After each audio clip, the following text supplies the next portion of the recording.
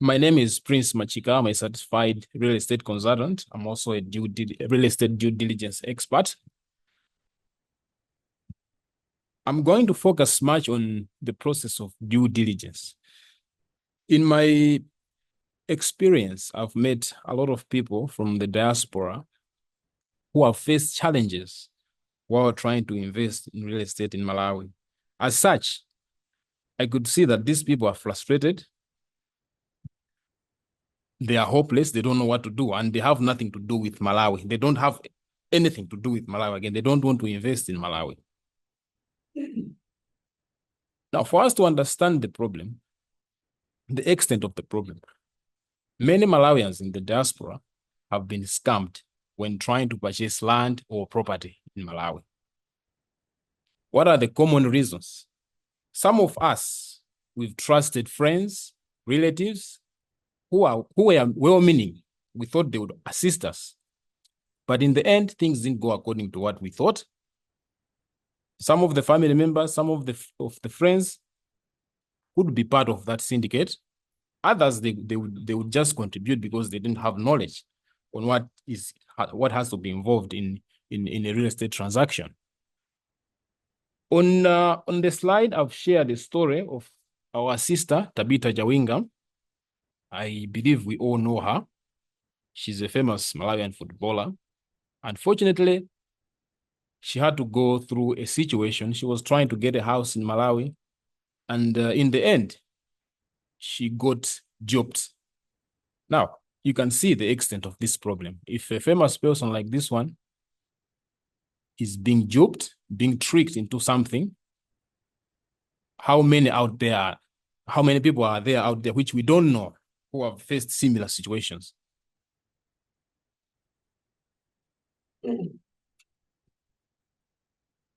The issue is not only to do with Malawians in the diaspora. Even Malawians back home, they face the same issue. They lose their properties.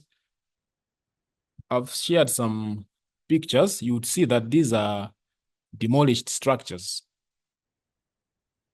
People were trying to get land, but in the end, Malawi Housing Corporation, Nzuzu City Council destroyed their structures. Why did this happen?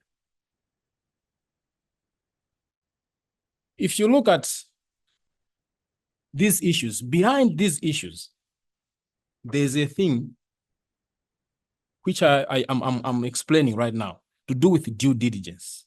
Most of the times when people are getting a property, when they're purchasing a property, the seller might not disclose all the information about that property. The buyer is just told information. I own this house, I own this land, and we take that word. That is why it is important to do what we call due diligence. What is due diligence? In my simple definition, I refer to due diligence as a process of being exact.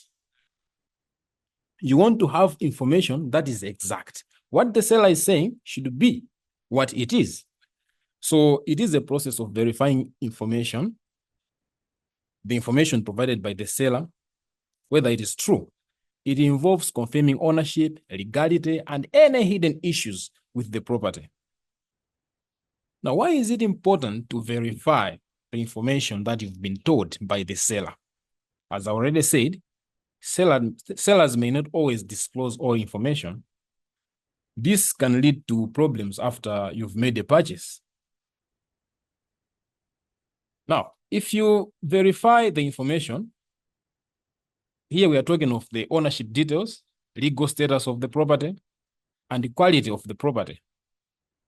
If you verify this information, you'll be sure of what you're getting.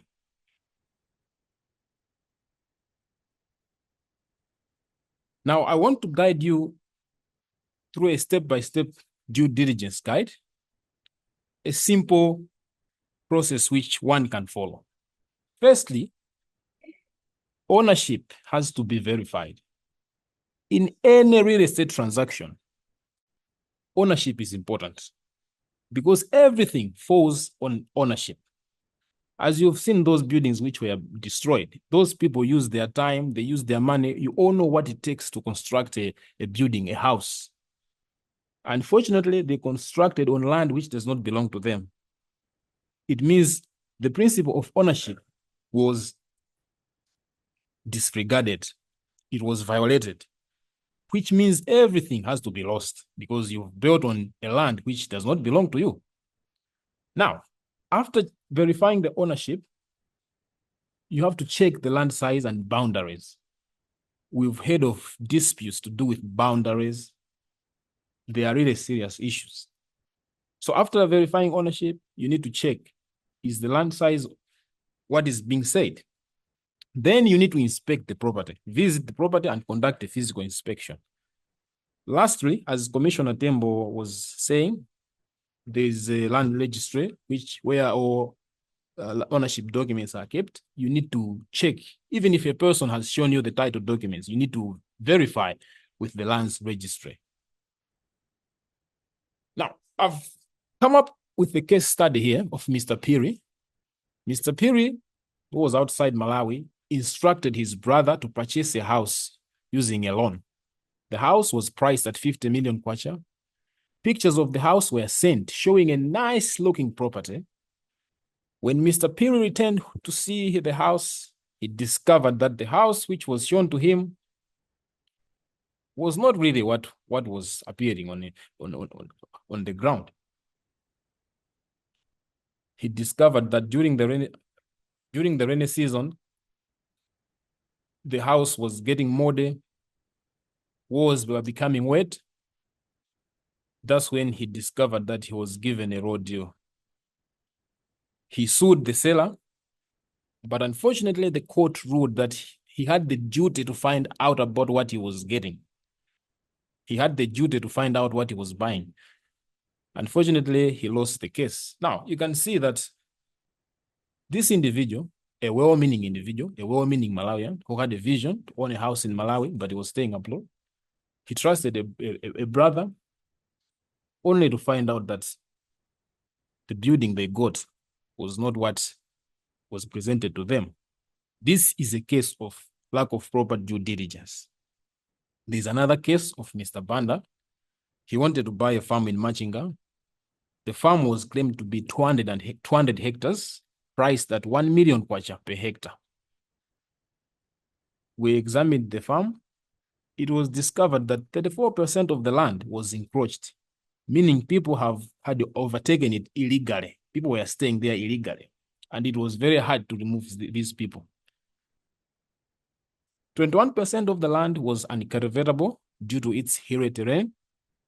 This meant that only 124 hectares were usable. Now, based on the price of 1 million kwacha per hectare for the usable land, we advised Mr. Banda to pay only for 124 hectares, totaling 124 million kwacha. Now, you can see that due diligence can review significant discrepancies, allowing for a fair negotiation.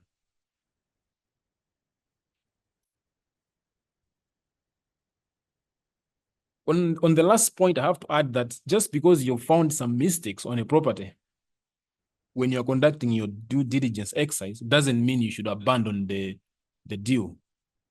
Due diligence will reveal to you three things. One, it will tell you that the property is okay.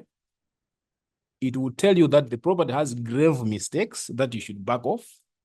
It will also tell you that, okay, the property has some slight mistakes, which you can go ahead, but you can just bargain on the price that is being offered to you. So in that case, I would say due diligence doesn't necessarily mean you should abandon the deal. It will just help you it will just tell you what the property really is, so that when you are making a purchase, you are purchasing with an understanding. Now, when do you start this due diligence process in a real estate investment? Due diligence should start as soon as you identify a property that aligns with your investment vision. It could be you want a residential place, you want a commercial place. Once you identify that property, you should start your due diligence exercise. The earlier you begin the process, the better equipped you are to make informed decisions. As I already said, Finding mistakes doesn't mean quitting the deal. It can provide a bargaining power if you are interested in the property. Others might say, well, it will cost me to involve a person to handle the due diligence process for me. Well, I would say it's better to make an investment with right information that comes at a cost than to lose money. Another aspect which I've noticed is that when people lose their money, one area which they do not consider is how they make payments. After they have done their due diligence, they have identified the property, everything is agreed. Now they want to make payments. What's the best way to make such payments? I would advise that always payments should be made in a way that you can trace, such as bank transfers, and also avoid emotional payments. I've met people from the diaspora who made payments for a property based on statements like, well, my child is sick, please pay the whole amount. You help me, my child is in the hospital. I know we are doing a transaction. Can you just please pay the whole amount? And then we get emotional. Real estate issues, we should not mix them with emotions. We should just follow the principles. What are we supposed to do? I would advise that payments should be made in stages. Initial payment should be made upon signing the sale agreement. Final payment after the change of ownership is confirmed. I should also emphasize that you should always involve a lawyer in the transaction process to safeguard your interests. Now, there are some misconceptions which people make in as far as land and property ownership is concerned, which leads them to getting duped or getting scammed. People might say, well, I have a sale agreement, so I own the property. This should not be tolerated. A sale agreement is not an ownership document. It is only a part of the transaction process. If you are to really own a property, you should not rely on a sale agreement. And this is my appeal to all people in the diaspora. We should understand what we are buying. Real estate is unlike the other commodities which we know. Because when you're in England and you have a house in Malawi, what gives you confidence that I've purchased this house? Yet the house is in Malawi and you're in England. You can see that it's a different landscape altogether. It means you need to have right documents because you cannot take your house to England, you cannot take your house to USA, you cannot take your house to China. It is in Malawi. What gives you confidence are the documents which you possess. So if you miss it on the documents, it means that property is not yours. There's also another misconception. People think that ownership documents cannot be forged. Documents can be faked. We are living in a digital era. Everything can be forged.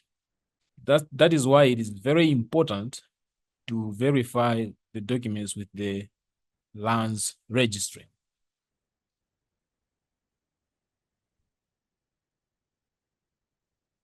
I'll give you resources for due diligence where you can get the right information, because right now in Malawi, information is everywhere about land and real estate issues. But what matters is the right information. Now, for you to get right information about real estate and land, government offices will give you the right information. For instance, Commissioner Lucas has given us a list of plots which government is offering. You are sure that, okay, when I get this plot, I'm getting a real deal here. I'm not being scammed because you're dealing with the government. So government offices, the lands registry, local councils, they would give you the right information. There is also professional help. Lawyers, we are talking of, these are certified lawyers, surveyors, real estate consultants who are certified.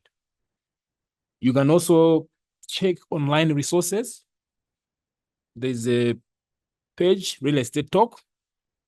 It gives information that is right because it talks to authorities who handle these issues. You will get right information there. your Facebook page, and YouTube.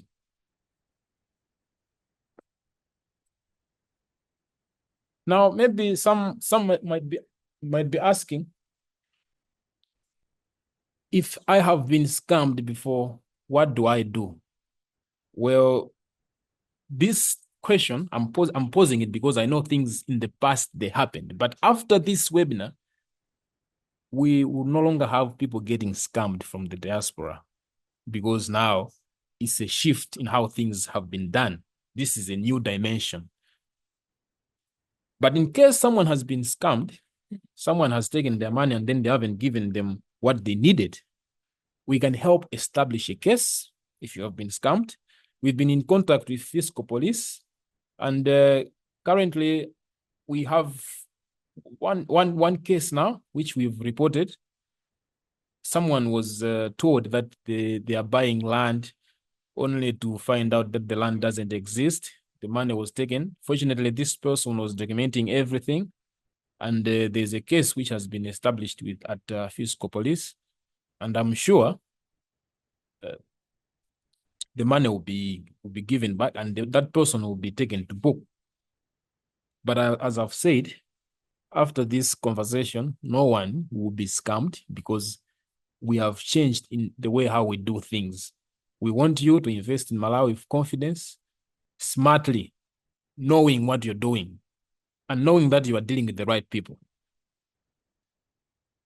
In conclusion, due diligence in real estate is essential because it guarantees safety in your real estate investment. Verify information before purchasing a property.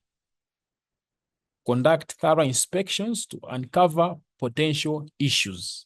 Just because a house is looking nice, well painted, doesn't mean it doesn't have issues. That house needs to be inspected to make sure that you are getting a real deal. The money you are paying is indeed the value of that property.